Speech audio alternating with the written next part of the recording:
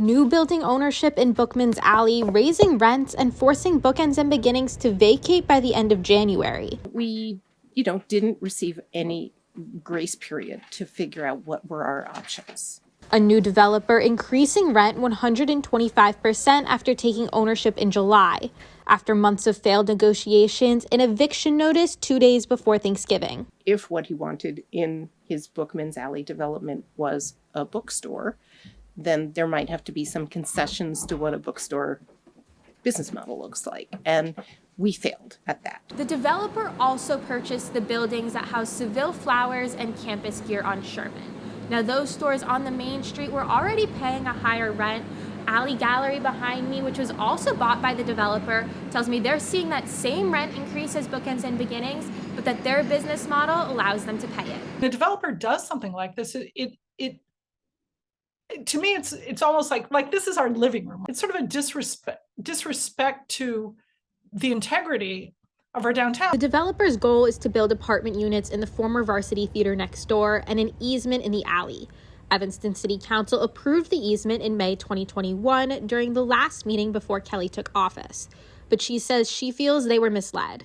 I don't think that any of the aldermen would have voted for this had they known that this would potentially lead to the forcing out of one of our most cherished small businesses. Developer Stephen Rogan told NNN he would not comment until the new year. Voted to give this developer an easement to the alley so that he could create this little pedestrian mall area with these legacy businesses, and voting through that little mall idea. And now the very bookstore is being forced out. Bookends and Beginnings started a GoFundMe to continue their story in a new location on Orrington.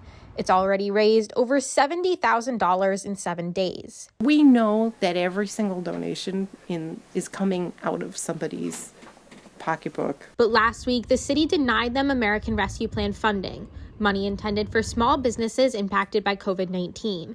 City officials are split on the bookstore's eligibility, but tomorrow a city council vote to approve nearly $83,000 from other sources. We don't really know what our budget is, but we do have to get a lot of this underway. To move, they not only have to transport over 40,000 books, but also rebuild their magic.